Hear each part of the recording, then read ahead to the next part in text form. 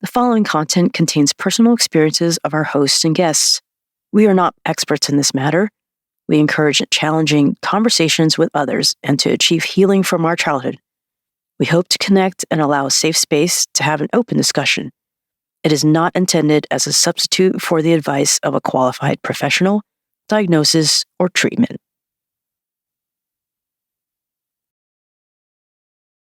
And if you want some fresh calamansi from Tiff Street. Oh, shit. Yeah. I harvested it this morning. Where Hence, I was a little late today, but, you know. Can I pick this up? Yeah. Cool? Yeah, please. Oh, my gosh. Right? Yeah. Yeah. I as a Vietnamese kid growing up, we had these too, but I didn't know that they were like a Filipino thing. I mean, I didn't know either until I moved out here. Yeah. I lived with you guys. We always had it somehow, some way. Like, you add it to the pancit, Yeah. adobo marinade. It's Adobo. like, It's it's so ingrained universal. in the food. Yeah, it totally is. And That's fortunate awesome. enough, we grow a tree in our backyard. Yeah. So I had to harvest more. Like, the heat wave just like demolished a bunch of Oh, them. man. So like I've been No. trimming. the small ones, the ones that survived, Yeah, so that's. I hope they're still good. Some of them might be a little squishy, but look fine. the green ones are good. That one on the bottom looks like it's dying. But The heat wave demolished a lot of I the know fruit. what the heck was up with that, but I mean it's getting better now. So It's so nice. It's like fall. I Fall's know, here. yeah, hopefully. finally. that's why I'm wearing this like PSL. I know, I'm She's a gonna walking say. I'm a walking PSL right now. Yes.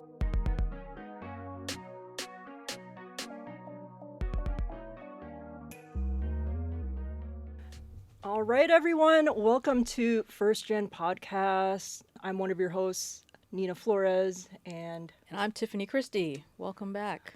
welcome.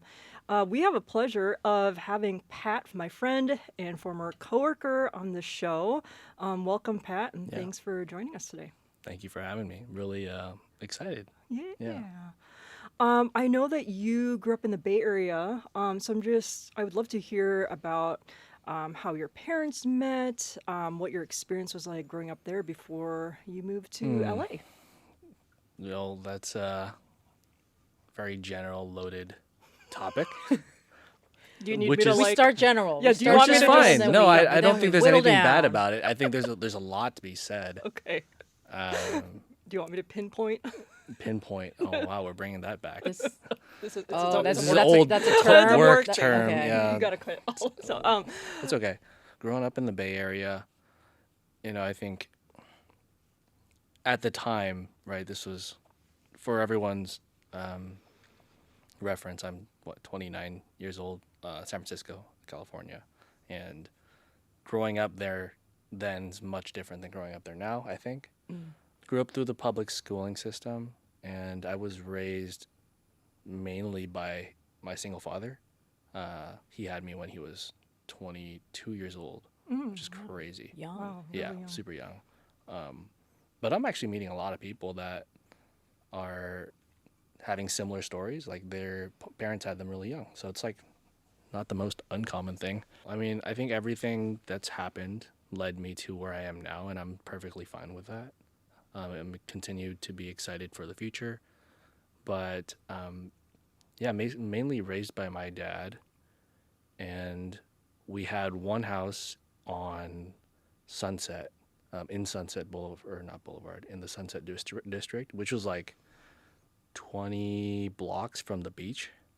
Yeah, it was super nice, like nice. prime real estate. The house we still have in our family. My uncle is now the owner of it. Like we moved around quite a bit, but that was the place where we ended up at, all over San Francisco, and then eventually I think first grade, I went to an elementary school called Uloa Elementary School. Beautiful, right next to the beach, like even closer than the house I was living at. And we had a bunch of uncles living with us, aunts. So my dad's the oldest sibling, right? And he's got 4 siblings. Wow. And we were all packed up in the house, right? Obviously, like we moved here from Vietnam, our family, and I was the first born in the States, essentially. Actually, no, I'm lying. My dad actually has 5 siblings. I'm not counting my... I have an uncle who's 2 years older than me. Oh, Yeah, yeah. yeah. We understand. We You get that, understand. right? Yeah, yeah. It's an Asian Maybe thing. it's because the wide Yeah. range Exactly. of siblings You know, having them. things happen. You know. I was an accident, I think. That's what I'm always told that. So, Nothing wrong with that. nothing wrong with that. You know, Yeah, nothing wrong. thank God they decided to keep me.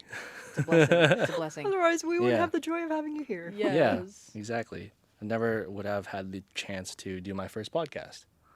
Well, we were joking like before we Mm-hmm. came on here, saying you're like an honorary Filipino.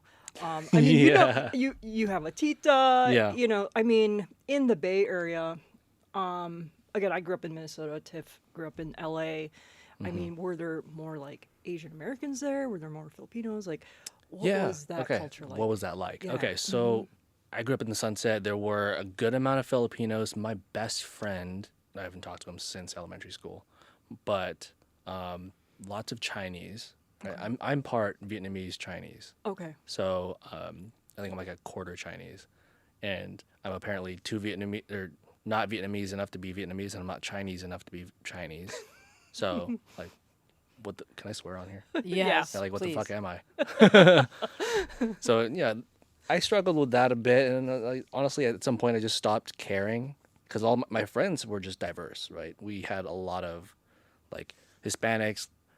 We had Italians. We had just white kids. We had African Americans. Like, my friend group growing up was quite diverse. Nice. I wasn't really even, like, exposed to the whole, like, you know, thinking about it, I actually had a pretty good childhood. I wasn't exposed to the whole like race thing. I didn't really think of myself as too different. I thought I was different in other ways, which we'll probably have to get to later. But yeah, like I found myself gravitating towards Asians not because they were Asian. I don't think I was like, oh, they look like me, so I should hang out with them. Yeah. Right. So I would always go to like John's family's house after school, which he lived literally a block away from where I was living. So, and he had like the Sega Genesis and the PlayStation 1 or something. And we played like Star Wars, Battlefront. It was awesome. And his grandma, or his Lola.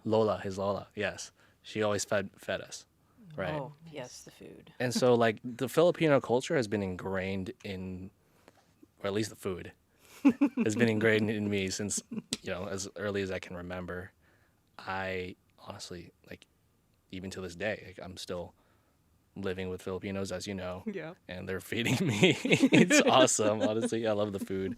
But yeah, like, I think in the Bay Area, there was a huge concentration of Filipinos and Vietnamese in this place, Daly City, which I'm sure you guys are familiar with, right?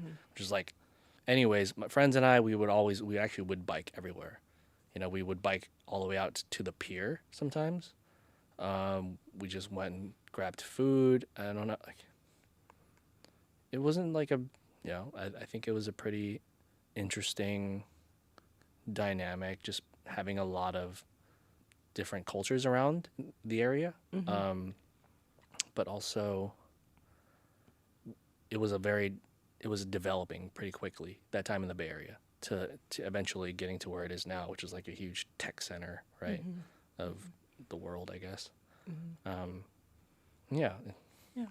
I'm curious, because when I was growing up, my parents, like in Minnesota, they just wanted us to fit in and be Americanized. So Okay, I didn't okay. really grow up with the traditions. Tiff is your experience is a little different than mine. But I'm curious, like, did your dad, like, did you guys, like, celebrate any Vietnamese traditions? Did he, like, try to immerse you into that culture? Or was he just kind of like, hey, you do your thing and you explore? That's a good question.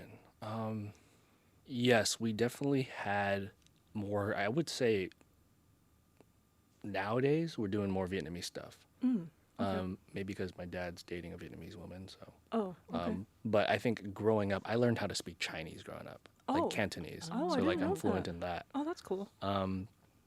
very useful, you know, knowing Chinese. Mm-hmm. You know, A lot of businesses out there. Exactly. It's very useful. Exactly. We had a pretty big family, and at the time, maybe when I was around 8 to 12 or 8 to 10, like we always had like in that 2 year span, we'd always have like these massive parties, and then we'd have our neighbors come over for like, you know, different. We also had Vietnamese food and Chinese food. It was weird. Like I didn't think it was weird, but I guess looking back at it, it's like, wow, there's a lot of just a smorgasbord of cultures and stuff. It sounds delicious. It's awesome. We had like our neighbors come join us, and our neighbors weren't even Asian, you know. Mm-hmm. So I think I think personally in that regard, with terms of race and inequality and stuff like that, I wasn't really exposed to too much of that. Luckily, right? It's weird because I think it's becoming more, in a way, it's becoming more prevalent nowadays, or maybe that's just me. So I don't know. Okay. Hey, the food brings everyone together. You know, Food does That's- bring it. that's, Yeah. I think across the board. Food, music, Food and music. Yeah. Yes. the universal love language. Yes. Yeah, there you go. Yeah. Exactly. Yeah. Curious to know, like you mentioned, your father Mhm. is one of the oldest in the family, right? He was And the oldest sibling. the oldest Yeah. sibling. How was that dynamic? It sounded like a lot of the family, like he welcomed everyone to his home, and he had to like take care of his other siblings. And did you also grow up with a bunch of cousins as well? Yes. Okay. Yes. I think I am the oldest of, I want to say upwards of 30 cousins. Woohoo! Yeah. So Similar. Yeah. yeah. Yeah. Okay. So we lost count. I don't even. there's more every year. So On our mom's side, it's 13 brothers and sisters. holy shit. I mean, 4 of them are like half brothers and sisters. Yeah. But yeah. Yeah. So we know. Okay. Yeah. It's just there's just more. There's just multiplying. You know. Every year, you're just The like, more the merrier. what's your name again? yeah. Yeah. And then sooner than later, it's just like, who are you? Like they just grow up so fast, and they hit puberty. And anyways, Yeah. so my dad was the oldest sibling out of 5 siblings, and he always had that like mentality, and he still does, where he's like setting the example, and he's setting the bar for his siblings, right? And I think a lot of that had to do, sorry Dad if you're watching this, with his own insecurities, right? And he's done a lot of healing personally in the last few years, and we're like closer than we've ever been. So growing up, it was really tough with him because he had this like very rigid image of like what life should be like for him, for his siblings, for me, right? The way things should be done, right? And I think that's a very common thing, right? With the house monarchs or Yeah. masculine figures. Yeah. Patriarch. There you go, that's the word. And to this day, he's still doing that, but in a more subtle way to like his siblings. He'll like, I don't know, he'll just bring up like, he'll find smart ways to make my aunts and uncles like rethink their choices, right? And it's weird growing up as I'm getting older now. I'm like, I see where my dad's coming from, and like I don't think he's wrong. I think he's still learning how to not to project his own expectations on everyone. But growing up for me, that was all it was, right? He had his specific sort of image of what I should do, and like he's a neat freak, right? He's very OCD, I tell them all the time, if you see his house, like it's spotless. He lives in San Mateo, California now. Beautiful home. Like everything's just like sleek, straight, square. It's like, in many ways, my dad's a square. But he's in a box. He's working out of it now. Like I think throughout growing, this has become a podcast about my dad. I swear.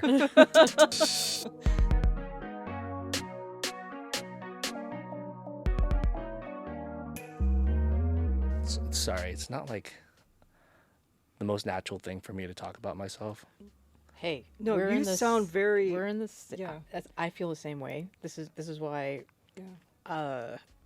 it's already hard enough for me to have this podcast as a platform to express myself, because Yeah. that's not naturally what Yeah. I grew up with, Yeah. right?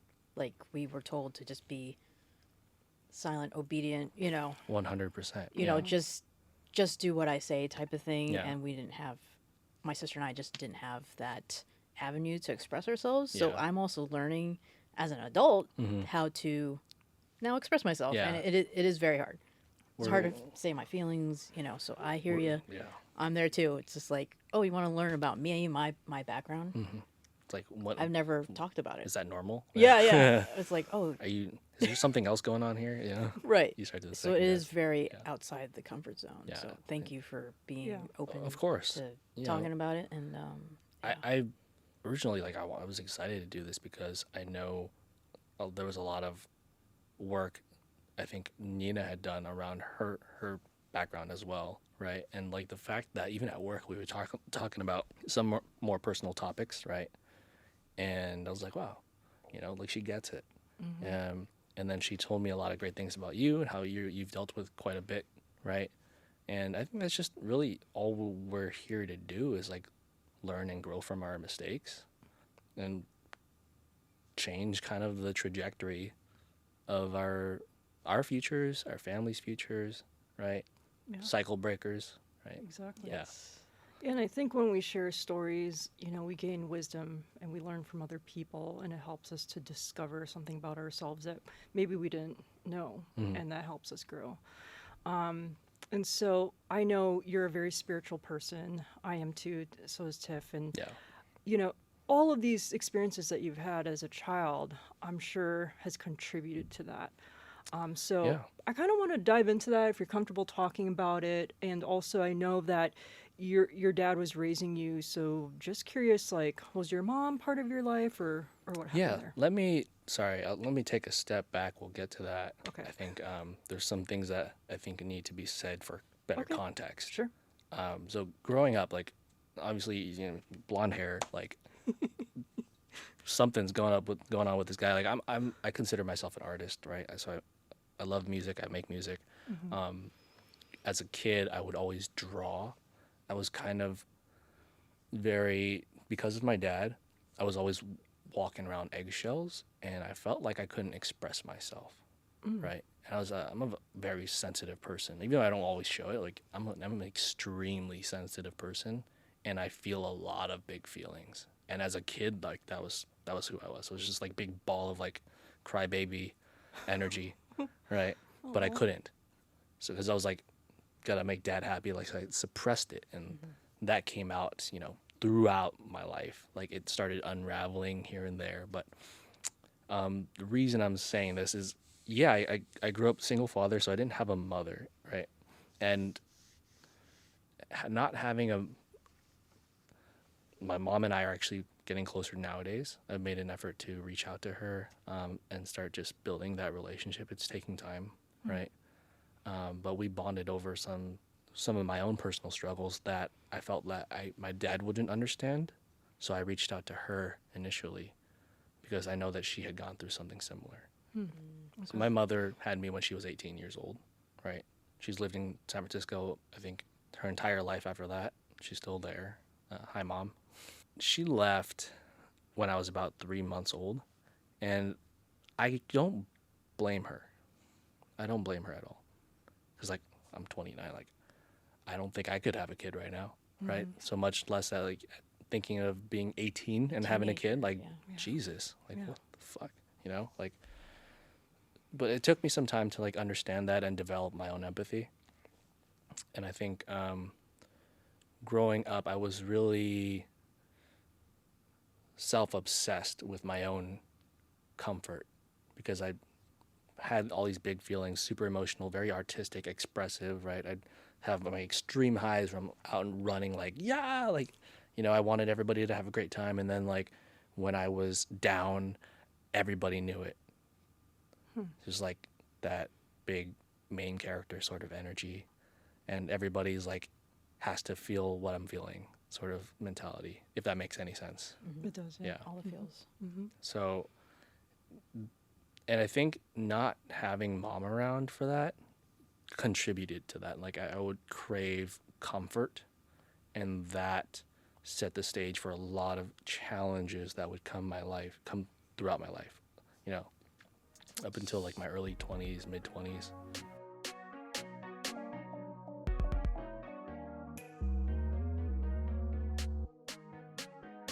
In regards to how the whole thing, you know, with my mom has again affected me growing up, like I wasn't very good at comforting myself because I didn't know how. And I didn't have people to do that for me. Like my grandma was around, but she was very, like, she cooked. That was her way of showing love, right? And I swear, I think you guys had a podcast episode saying that. Yes. Yeah. Yes. So I fucking get it. And I love my grandma so much. Like, but if you talk to her about emotions, she's like, check, Yeah. right? Check that. And it's not her fault. Like, Right. They weren't taught that growing up either. No. So it's like, how do they process that Yeah. and show that for their funny. children? One thing I do now is I always tell her I love you and I hug her. Oh, That's so precious. And I get the first time she's like, just Yeah. What are you doing? the fuck is happening right now? And I was like, I love you, and I kept doing it, and now she's like on the phone, she's like, I love you, you know, with her. Oh, I Hey, love that's it. you're breaking the cycle right Yeah, there. that's what I'm trying to do. Slowly but Yeah. surely. I think that's that's a big part of what I'm here to do in my life is like break the cycle, right? I think it's the time, it's being first gen, right? I think that comes with the territory. And now again in regards to not having mom around and having to figure out ways of comfort, I turned to just like wanting to express myself to everybody, right? Because I couldn't tell my dad how I felt, and every time my dad was home, like he was working a lot, right? So when he would come home, it was like I gotta, right? It's like you don't want to add to the burden. No, and or, you know. he's working super hard. Like, shout out, Dad, you've done an amazing fucking job. And like he did the best he could raising me. I think he's done a great job. But he didn't understand how to be there for me on the emotional front, right? Which is I think something I really needed as a kid. But looking back, that's like really set the stage to kind of develop me in those sort of spiritual ways, I guess, because there was actually something, a TED Talk, and I saw in 2020. It was just on YouTube. But Ethan Hawke, the actor, he talks about how certain people like poetry, some people like art, right? But that doesn't normally come until people have faced a struggle where they had nowhere to turn, right? They appreciate it in a different way. So instead of, he says, like, at some point when you reach that struggle in your life, a lot of people turn to poetry because it gives them meaning, right? It helps them make sense of, like, the struggles that they're going through, right? And on the flip side, like, if things, like, on a more positive note, like, when people are, like, super, like, happy, right? It also helps them to, like, put it into words because, like, oh my God, I'm so happy, or like, I'm so in love. Like, I'm literally taking this from what he said, but like, I'm so in love that I don't know what I'm feeling. I don't know what to say, and so that helps, art, poetry, music helps kind of like put things in perspective. And he says that it becomes sustenance instead of a luxury, right? Because it's something that we turn to make sense of it all. And oh shit, I forgot why I said that. It's okay. I have Shout out Ethan Hawke. Yeah, shout out Ethan Hawke. Yeah. Right. I have mild ADHD, but But it's a form of expression, right? Yeah. Art is definitely a form of expression. 100%. So And if so you when can't you articulate it, you put it on paper, you put it, on a painting. Yeah, so it's making sense of like what I feel, right? And I think that's what drew me to art, right, in the first place. And so I was eventually forced to turn inwards, right, and understand that one of my jobs is to learn, even though I grew up without a mom, right? One of my jobs was to learn how to comfort myself, right? And it's an ongoing process, right? Not knowing how to properly express myself, even though I wanted to express myself, and I tried to express myself to everybody as a kid, right? I want you to know how I'm feeling, why can't you understand? That was me as a kid. I was very energetic, very bubbly. I don't know if bubbly is the word, but I get up in people's faces, but then I also was super shy. Yeah. It's weird. It's a walking PSL contradiction. But yeah, and that eventually, something again I had to learn was to ask myself why I felt these certain things, and like what could I do, right? So I guess that's one of the great things about my dad that he taught me and instilled in me, is that the answers are all within you. Yeah. I like that. Like, not saying that I know everything, no, but I think I generally I have to learn how to trust myself, right? I trusted myself with a lot of things, but with my emotions, I couldn't make sense of it. I didn't trust myself. I didn't trust those emotions. So I had that buried for, all the way throughout my teens, into college, into my relationships, which I think I destroyed, right? Burned a lot of bridges because I didn't know how to comfort myself, and I expected others to do it for me. So I think after one of, I guess, my last relationship, I was pushed out of, after we broke up, we were living together, and I was pushed out of the home, right? And she was living with our friends, which no longer I don't talk to anymore. And instead of me being smart and moving back with family, I was such a mess emotionally, and I wanted comfort, so I moved in with my best friends at the time, if that makes sense. And I'm still learning from that experience today, because that was 4 years ago, and I'm still reflecting on it. But yeah, I turned to a lot of substance abuse back in those days, right? And it was actually an ongoing thing from college, right? And just coming out of that, I didn't know how to regulate. And I would, especially being so hurt after the breakup, I was very, what's the word? Not abrasive, but I was very, I got triggered easily, super triggered easily. I was reminded that the answers were inside of me. So I kind of looked into, first it started with astrology. Yeah, weird enough, which is so I don't know if there's a lot of straight Asian males that are into astrology out there. And I think I'll that never forget the time you said something about a Capricorn and you didn't know I was a Capricorn. I remember that. I remember that. I hope you don't take any offense to that. No. Capricorns are awesome. Yeah. Okay. But so I turned to astrology. I had this co-star app, right, which my ex-girlfriend got me into at the time. I was like, oh, this is cool. Yeah, sure. There's these different parts of me, right?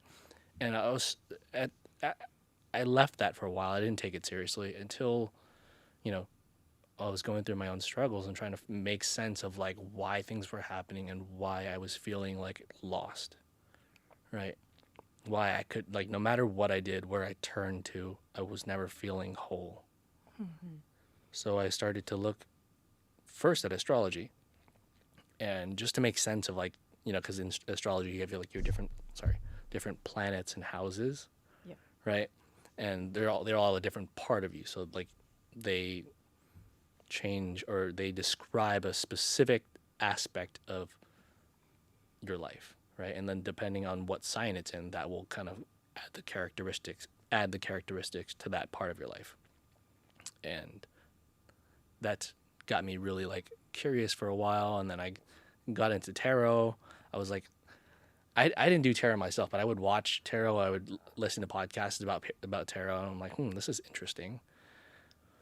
But then eventually I did realize tarot is also looking outside of yourself for the answers. So it's just been this whole going out and coming back to myself sort of thing, which I'm always constantly doing, right? Even to this day. But, you know, looking back at the way I grew up, you know, I think not a lot of people, or in my circles, right, had similar experiences, and I'm kind of glad that I did, because it's given me so much more perspective, and I'm a lot more of an accepting person for it, because like I've made a shit ton of mistakes, right? I've fucked up. I've been I've done bad things, whatever, right? And I think we all have. So but it's made me a lot more curious about myself and other people, right? And just I'm now like very focused on like how can we move forward, just like as personally or as society and stuff like that. So yeah.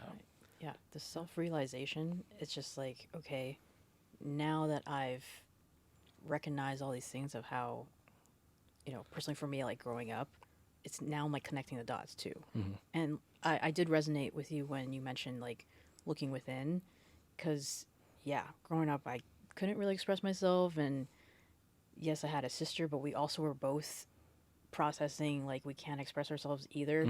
So Yeah, we don't that's express tough. ourselves to each other. Yeah. Growing up, we were kind of like pinned against each other. In a way, you're feeding that belief Yeah. where you couldn't yeah. express yourself, right? Yeah. And so then I just went within. Then you just start just trusting yourself, and sometimes you won't even go to others to like Exactly. ask for help or even get their guidance. Yeah. I kind of just like it made me more independent, right? Like I could only rely on myself. Like it's hard for me to like ask for help or have someone assist on something. I'm like, Same. oh, let me just do it. Yeah. It's going to be easier. Yeah. And at the same time, it's like, oh, I don't want to burden you. Let me just do this. Yeah. And then you just pile all this stuff on you. You're just like, turns into burnout. And then you're just frustrated. But it's just like, Jeez. Yeah. same thing. It's like just boxed in. It's like, oh, I can only rely on me, Yeah. because that's the family support and the emotional support wasn't there. Wasn't there. Wasn't there. So then I'm just like, I have to deal with my feelings. And yes, I suppressed it. I consider myself an emo kid. So grew up emo as an kids emo kid. are the most emotional kids. I'm also talking about signs. I'm a Cancer, so a water sign. Oh, okay. There you go. See? Yes, Yeah. very emotional. Yeah.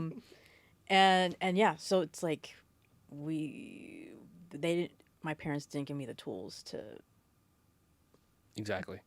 What do we do with these feelings, you know? Yeah. So then just hid it for so long, and then obviously, like you said, it came out in college and later in life, and now what do I do with it? So like it's all a journey, and I'm glad.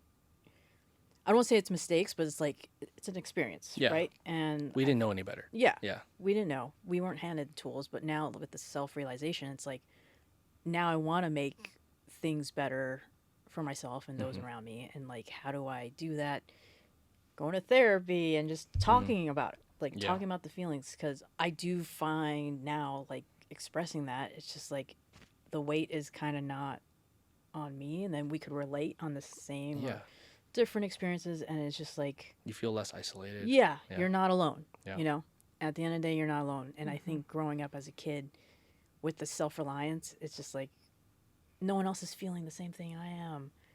How come you can't relate? You know, and we just. Now with my sister, we kind of go back to like how it was, and we talk about like dealing with our parents, and that's kind of strengthen the bond. Yeah. But between you and your sister. My sister and I.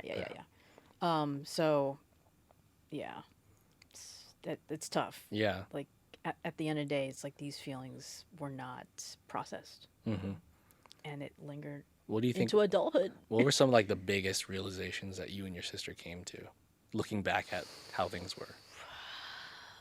I'm running this podcast now. I know. No, I Okay, love it. I shoot. love it. Yeah. No, it needs This to is be a the back and conversation. forth. Yeah, It's a conversation. Totally. Yeah. But now you put him on the spot. Like the biggest.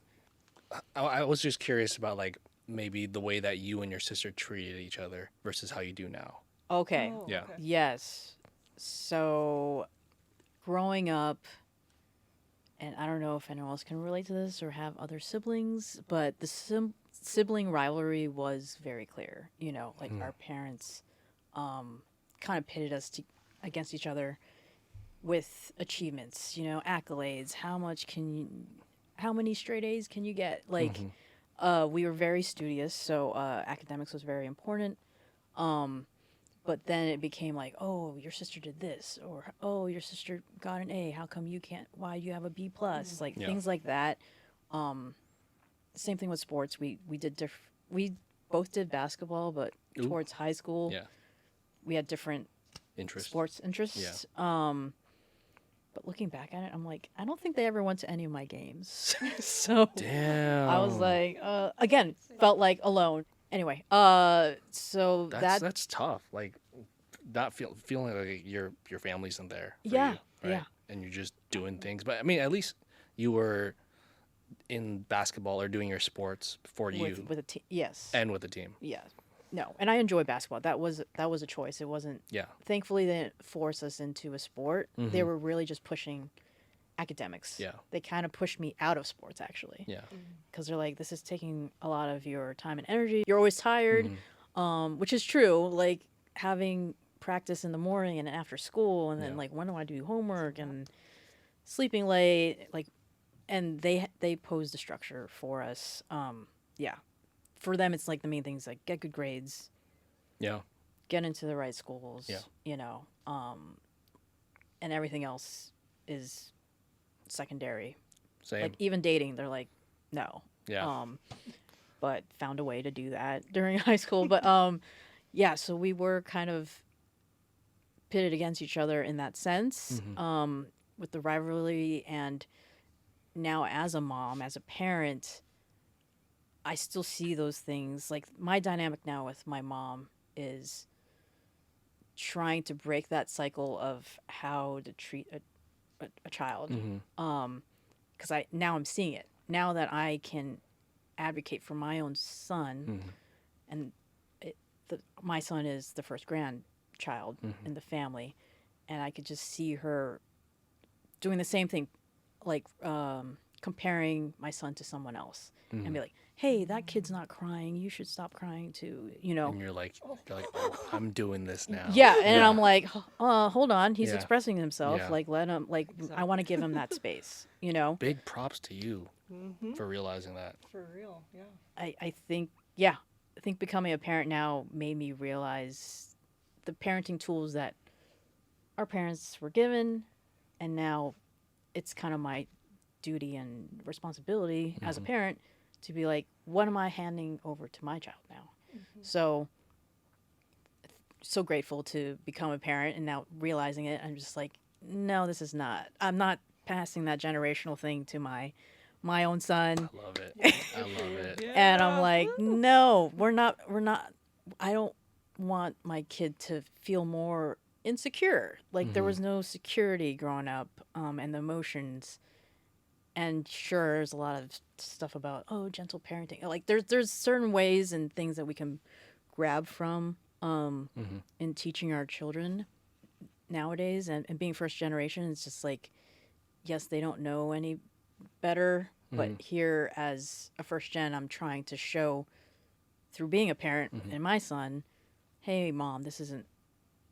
We need to change these things. Yeah. So like. And my sister is now a mom too, so like we're both. Going So this through is it. now we're bonding together Yeah. as moms That's so awesome. with cool. our mom to be like, that's not how we want to raise our child, and that is a very tough thing with my mom because family is a huge thing for us. And at least our mom's side, Yeah. like family's huge, and so and the talk back or going against the grain, that's new to her because we were always obedient. Yeah. Like, let's do what mom says, or, and now my sister and I being parents, it's just like, we're going to change this a little bit. So cycle breaking for sure. It's For a sure. full-time job. It is. Yeah. Wow. Thank you for sharing that. Thanks for sharing that. That's so cool. I didn't know that you and Carissa were like bonding. Yeah. That's awesome. Yeah. I love hearing that. Well, I hope that you guys continue to get closer and just are able to leave some of the past behind and move forward, right? Yes. at the end of the day, that's like the most we can do, right? Yeah. It's like Yeah. just move forward Exactly. and grow and try and, grow. yeah, and Yeah. try. Dang, dang. This is so good. Grow now. and Oh my gosh. thrive. Yeah. Cool. I often turn things into a therapy session without knowing it. So I just, Pat, we're gonna have you be the third host now. Yeah, I know. Bring you You're back so in. like you're a natural and you're so good. I'm like, ooh. oh, thank you. This is actually my first podcast. I've Woo! never done a podcast before. First Okay, let's pod, consider first having him generation come back. podcast.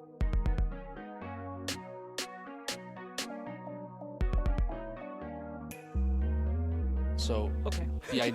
the definition of the American dream definitely started with my dad, right? Uh-huh. Because he wanted to, in his own way, he wanted to be his own cycle breaker. Because his dad was not there, Oh. right? So alright. he wanted to Yeah. be there for me, and I it's see. so funny story. I'm actually the second child that was born. The first one's not alive. Oh, okay. So I would like to think I have an older sister out there somewhere, and she's guiding me. You Right. might feel that energy. Yeah. Yeah. So I think she's also one of the reasons why I'm a more accepting and like kind of a pretty emotional dude, or at least like I accept emotions more.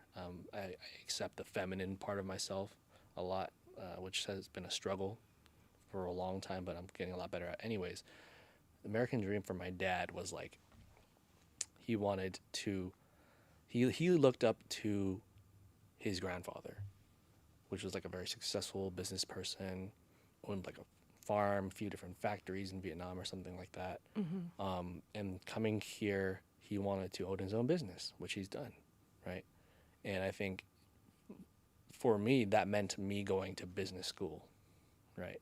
So it was like, you got to get good grades. You have to do all your homework, right? You have to just always read. Like, he would make me read on the weekends. Wow. Like, I liked reading, but then I fucking hated when he told me I had to read. Then I didn't. For how long? Like, is there a timer? Yeah, it's like for like at least 2 hours, you have to. Like, he gave me homework assignments. He made me On email top of, them like, to what him. you're already- Yeah. Oh, Wow. I had that during the summertime.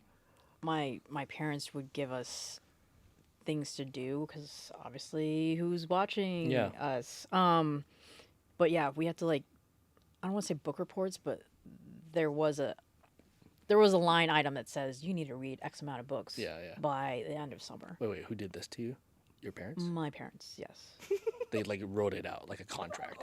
Basically, there's like Wow. here's what like gave That's us like a absurd. daily like, hey, you know, you need to take this nap or Yeah.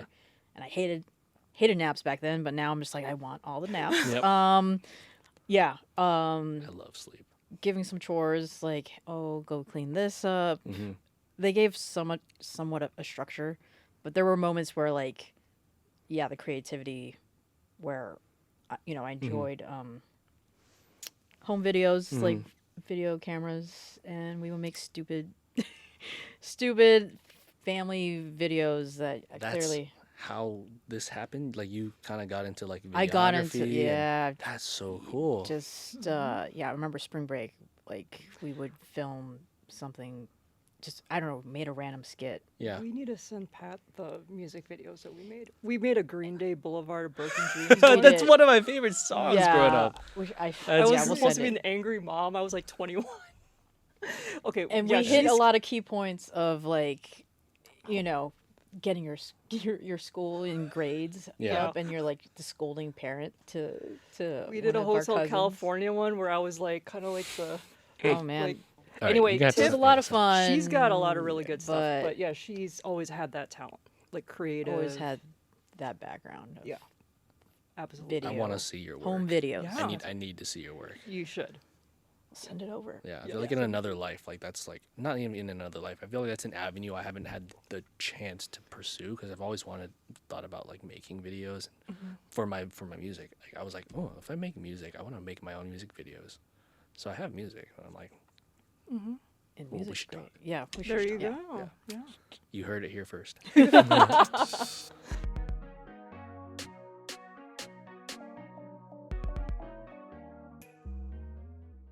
Yeah, my dad gave me homework assignments. He's like, you need to email me. You need to read this book by this week. and you have to email me summary. Wait, what kind of books are these? Like I don't fiction, fucking like remember. business? Like Dude, I don't know, how thick is it? Is there pictures? Like, those are my they were not questions. pictures. No. Wow. I don't even no, that's remember. tough. Like I can go back to my old, like my first Yahoo my account gosh. Your email. email, Yeah. and I can pull up like all the different things that I've sent him, like book report 1, book report 2. Anyways, I got so good at bullshitting because of it. So you guys heard of Kumon? Yes. Yeah, The so- tutoring. Oh yeah. Yeah. I think because my dad was always busy, he stuffed me into Kumon. Like he's like, oh, it's a double whammy. My son gets smarter and I can work more, right? And I was a great student up until I had other interests. I'm like, okay, I like other things. I don't like this. So I would figure out ways to like, I would tear, like they would give us like paper, like homework assignments, like books, right? Small books. And like you have to like do math problems on each page. And I would rip off like the last 2 or 3 pages and like shove them behind the TV, like over like 2-year span. And then we moved. Oh. I got my ass handed to me that day. Oh. That's so funny. Dad and I love him. We're working on it. We're getting better every day. His version of success had a lot of impact on my identity and what I was supposed to do. And I didn't I just wanted to make people happy, right? So I just wanted to make my dad happy. And I've always been like, I guess it's a Cancer People thing. pleasing, yes. People pleasing, it's like I would always want people to feel good, and I wanted my surroundings to be like in harmony, and I still feel that way. And I think I would do that to the detriment of my own self, right, up until I would snap, and then I would just destroy everything, right? So that's happened like throughout my life. I make things great and I destroy it because I neglect myself, right? So anyways, a lot of that identity changed when I got into hockey. That's right. You like So I played ice hockey growing up. That's right. So I was a pretty chubby kid, right? Growing up, like I ate a lot of food, a lot of Filipino food. I mean, a lot of Filipino yeah. food, just Asian food in general. Like I ate fucking everything. All that rice. So okay, actually, funny story. My dad, I have a stepmom who's no longer, my dad and her not together, right? So we were living together, in our house, and I have 2 step siblings, older sister Christina, shout out, younger brother Eric, shout out, and oh man, I feel like there's so much to be said about my relationships with them that I wanted to say. Maybe another time, Another episode. I guess. Excuse to come back, but I was really chubby at the time, and I was eating everything, and there was times when my dad and my stepmom got into arguments because she would hide food from me. What? Yeah. Oh. It was like that. It was like, What? yeah, it was like that. Like, I was Wait, like, how'd you find out? my dad told me. Oh. Yeah. This is actually, he told me like maybe like a year ago. I was like, no way. Oh, wow. I was like, oh, I'm sorry. But like, yeah, it was that bad. Like I was eating that much. I was a big boy. Wow. Anyways, got into hockey. So I think one of the reasons why my dad wanted me to get into sports was because I was getting pretty big, pretty chubby, right? And I was very just soft. I was very emotional. I liked drawing a lot. So like, he was like, that's not that's not gonna get my son anywhere, So like, let's like beef him up a little bit. Maybe the sports will set him straight. So we went to our rec center, our local recreation center, and they had like different sports you can sign up for. I went down the whole entire fucking list. I sucked at everything. My dad threw a football at me and it just hit me and I cried, This, I think, was like, 10 years old or something. And then the last sport was maybe basketball, which I was kind of good at, right? And then the last sport that I tried was ice hockey, the bottom of the list on the recreation center, like, bulletin board. Really fucking expensive sport. Yeah. So all that gear. a lot of gear. That's what I heard. So, in that regard, I'm just like, I can't believe my dad put me through that. I actually became really good at it. I started really late compared to a lot of my peers. So I was like 12 when I got into ice hockey. And we started this little in-house league, and I was like pretty big. I just hit puberty, right? So I was pretty big, and I was starting the beginner class, hockey classes on Saturdays with these like little, like 6, 5, 8-year-old, most of them Caucasian, white people, right? And like I was just like they're just out of place, right? But I didn't care. I fucking loved it because like I felt free. That's so good. Because it was like this, the cool breeze, right? When you're on the ice and you're skating around, right? I wasn't good at skating initially, but I picked it up really quickly. I don't know how, but I think it had something to do with like puberty for me hitting at the right time. And then that set off a chain reaction. I became good at a lot of different sports after that. But my identity shifted to like, oh, I want to be a professional hockey player now. And then like my dad was kind of like behind that for a while. I was like, yeah, okay, let's do that, That's good. You got So I the think support. That's why he was like, because I was pretty good. Like I was picking up pretty quickly. There was like promise, right? The only issue was, it was an Asian person in a white man's game. My height capped out. I'm like 5'8" or less. I don't know. Everybody at some point when I was like 18 or 17 or like high school age, all my teammates were like at least 6 inches or more taller than me, right? So, I mean, I was fast. I was really fast. I was great at puck handling, skilled, but I just didn't have the size. So, transition to college, first year of college, I was still trying to play hockey. I was still trying not to let go of that like American dream of being a successful professional ice hockey player. I didn't even realize it at the time. I'm like, oh, but the fact that I'm Asian, it's like even makes it even more unlikely. So, anyways, yeah, it was hard to deal with after I realized that I wasn't going to pursue hockey anymore. But then after that, I started making friends in college, and I was finally away from my dad. So like, okay, there's a whole lot more to learn now in college. So I developed social skills. Like I told you guys I was really shy. This is as a kid growing up, very shy.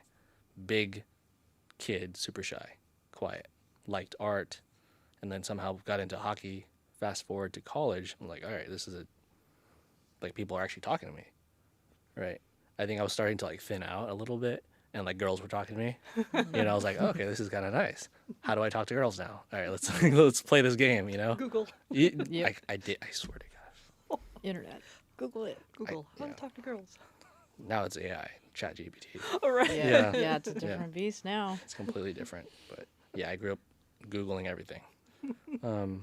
Now it's like I don't think there's anything I'm supposed to be other than who I am. Because I think I read this somewhere. I don't remember what book it was. I think it was actually in Atomic Habits by James Clear. You're laughing. Yeah, we both got introduced to that book through work. Oh, wow. It's about changing your habits. They gave book reports too. Yeah. Yes. I'm getting PTSD right now.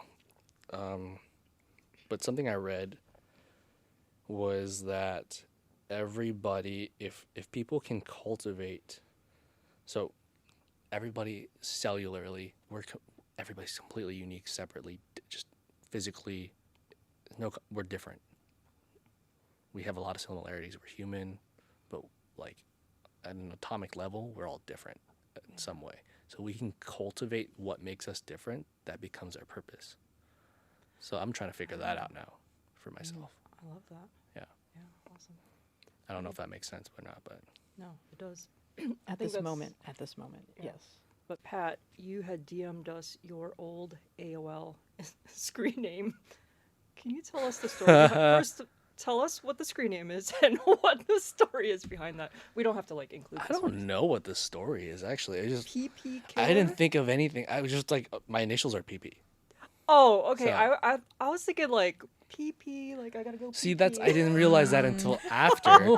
That's So what I thought of. remember my uncle, Oh, my okay, older okay. uncle, who's 2 years older than me, like he would make fun of me. I'm like, why? He's like, because it's PP killer. I'm like, those are my initials. Like, no, but that's PP. I'm like, oh, I realized That's what I it thought too of when you late. sent it to me. I was like, what? Okay. Anyway, yeah. Niener's Wiener is still better. Niener's Wieners is legendary. Do we want to pose a question to our listeners? Sure. Well, do you think your sign is an accurate representation of who you are? If not, that's actually an invitation to look deeper into astrology and figure out the other parts. There you Yeah. go. Yeah. There you go. That's perfect. Awesome. And also talking about our signs, because that's always fun. Something Always for me to fun. learn. Yes, but thank you so much, Pat, for joining us today. It was a great conversation. For those watching, listening, please, give us a like, subscribe, Hit subscribe. comment. Let us know, if your zodiac sign, Yeah. What do we call if it? your astrology zodiac sign, your astrology sign matches your identity and how you perceive yourself. and if not, It's time to look deeper. look deeper. Time to look deeper. But yeah, if you can follow us on Instagram at First Gen Podcast. Those watching, I'll put it on the screen. But yeah, give us a comment, 5 stars on Spotify, and yeah, we'll catch you next time. Awesome.